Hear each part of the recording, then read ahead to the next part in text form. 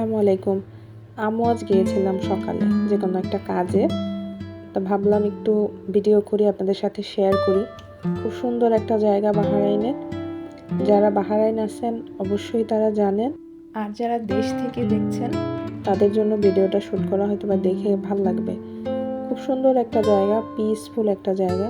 যেহেতু সকালবেলা এত সমাগম নেই, এখানে লোকজন নেই, সন্ধ্যায় গেলে খুব লোকজন দেখা যায়। যারা হাঁটার জন্য এসছেন শুধু তাদেরকেই দেখা যাচ্ছে। আর আগের মতো এখন এতটা লোক সমাগম হয় না বাহরাইনে।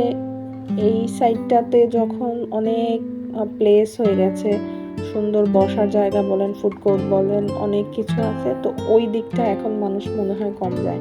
আমি বেশ কিছু বছর পরে গেলাম, আমার কাছে ভিতরে যে শপগুলা ছিল একসময় খুবই জমজমাট ছিল, ওইখানে এখন হরদম পাখি ডাকছে, কবুতর বাসা বেঁধে ফেলছে। তার মানে দেখে মনে হচ্ছে যে এই জায়গাগুলোতে এখন আর মানুষ খুব একটা আসে না।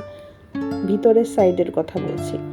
এই সাইডটা আছে ঠিকঠাক মতো, তবে আগের মতো ওইরকম জমজমাট না আমার মনে হয়, দেখে যতটুকু আমার মনে হলো। একটা সময় ছিল আমাদের এই জায়গাটাতে মানে পা ফেলার মতো জায়গা ছিল না, এত লোকজন থাকতো। আর রাতেও খুব সুন্দর লাগতো। এই গাছটার দিকে অনেকক্ষণ তাকায় ছিলাম, আলহামদুলিল্লাহ কত সুন্দর লাগছিল।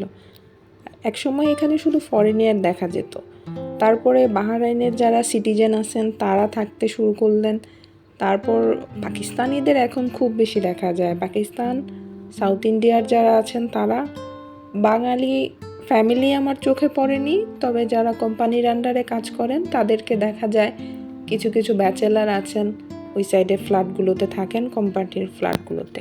নিচে এখানে বসার জায়গা করে রাখছে, যারা ফ্লোরে বসতে চায় তারাই দিকে বসবে। ওই পাশে বাচ্চাদের খেলার জন্য জায়গা করা। উপর থেকে বাহিরের ভিউটা দেখতে এরকম লাগতেছিল। খুব ভোর সকাল ছিল তো, ওই জন্য বাহিরে খুব একটা লোকজন ছিল না। তো আমাদেরও কাজ শেষ হয়ে গেল, এজন্য আমরাও বাসার দিকে চলে যাচ্ছি।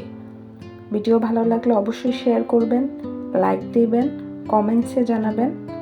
সবার জন্য দোয়া। আল্লাহ হাফেজ।